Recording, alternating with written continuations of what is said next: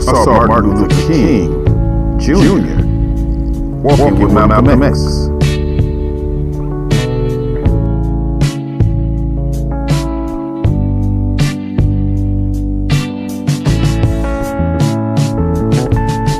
I saw Martin Luther King and Malcolm X walking down the boulevard.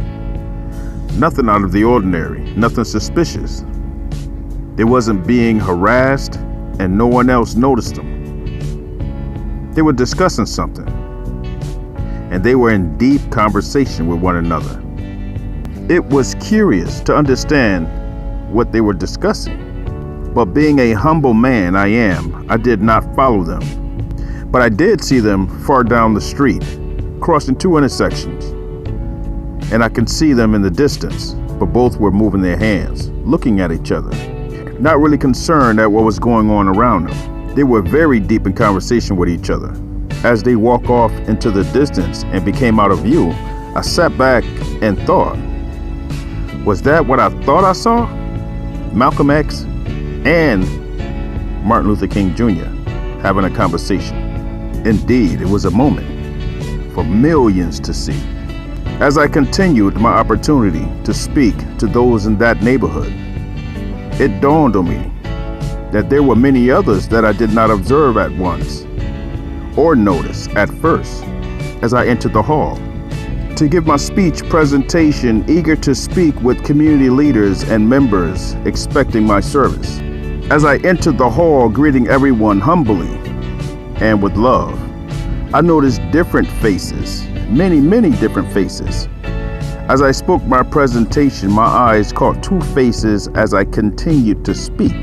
My mind separated from my body and started thinking on its own. Those two faces I saw in the back, in the far back, looked just like Marcus Garvey and W.E.B. Du Bois. Nah. But throughout history and every depiction that I can read, for all the information I can come across, these two were depicted as enemies. But here, they were listening to the information I was giving to the community center because I love to speak to my people. But I couldn't take my eyes off those two great leaders sitting in the back discussing their point of view, as this took me back to the same point maybe a couple of hours earlier in the streets of the city, in which I saw Malcolm X and Martin Luther King Jr. also. Together, my eyes were locked on these inconspicuously great men discussing in the back as I gave my conversation and lecture to the community leaders, answering their questions on strategy and implementing tools for the community to grow as a family. Those two stayed in my mind's eye, though they were not looking at me. So at that point, the lecture and conversation of the community event is coming to an end.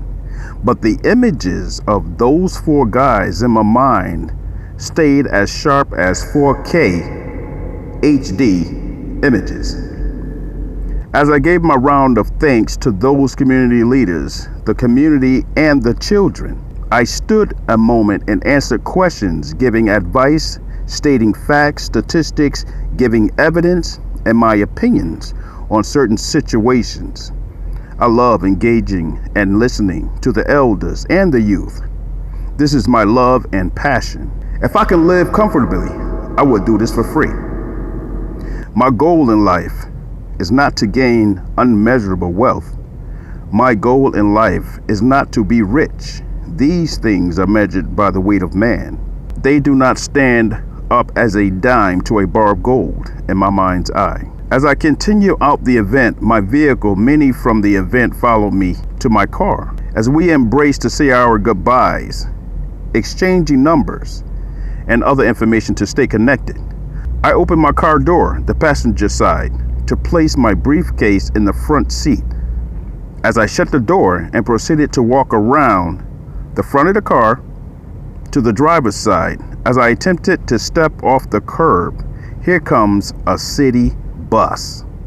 It wasn't that close. I had plenty of space. I wasn't even to the other side of the car, but I did notice the bus, obviously. City transportation. I remember my childhood days. Those were the great days as I remember it, riding those buses. We would board the bus and drop our coins in the coin machine. At the time, we would watch the coin travel down the meter, and the driver of the bus would give you the nod to proceed as you see the seats with their cushions and handlebars for holding. The adults will hold the handlebars when they're standing. And then you have the other bench seats, but in the far back, the rear of the bus, was the long bench seat. This was the great seat. Riding in the long seat of the bus, despite our history, was considered like being at Six Flags. The city bus, as I can remember those days, standing there watching the bus pass, one of the windows were cracked open. We used to crack the windows open just to get a bit of air when it was hot in the bus. In those days, you can slide the window to let the air in. It was great. A woman who was sitting facing the rear of the bus, as the bus traveled forward, turned to the left and caught my eye. So I looked and I looked, and I thought, I recognized her face. I know that woman. So as I searched the Rolodex of names that I have in my mind, it dawned on me. It was Rosa Parks. I put my keys in my pocket. I could not believe my eyes, but Rosa Parks was representing on the city bus. Amazing how do I compose myself and stop thinking, what kind of day is this? What any kind of those fantasies, renditions could mean to my life. What is this? Some type of strange phenomenon that I entered into, this neighborhood. Looking around, everything seems real. You can touch and smell. And that I did not question. So as the bus continued past and I looked around to see my surroundings, the sound of the bus moving up, 2 more people entered the bus and sat next to Rosa Parks. And these 2 women I recognized very well.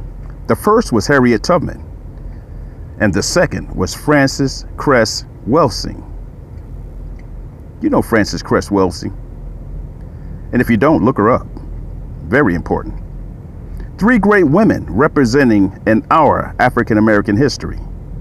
I'm sure that bus was full of many more. I was looking through the windows trying to identify others. This neighborhood was full of us, full of great leaders. We are just not seeing them, but they are there. I stood there watching them as the bus pulled off, the others having a conversation with Harriet Tubman. She turned to me and gave me an up nod. You know what that is, like saying, "What's up?" Then she smiled and waved her hand and pointed at me. What did this mean? What was that gesture? For I had no idea. My mind wandering, the bus pulled off, and all I can see was the rear of the bus. As I think back on this day, those 7 people are very significant. Dr. Martin Luther King Jr., Malcolm X, Marcus Garvey, W.E.B. Du Bois, Rosa Parks, Harriet Tubman, and Frances C. Welsing. I'm sure there's many more there, but I had to participate in other community events and could not remain there any longer. I walked around to the driver's side of my vehicle, opened the door, and got in. Turned the car on after putting my seatbelt on and reminiscing on the events of the day. The significance of those moments in my life and what do they represent in the future. The impact of those moments ingrained into my DNA now. As I drove off from that particular area, a song came on the car radio.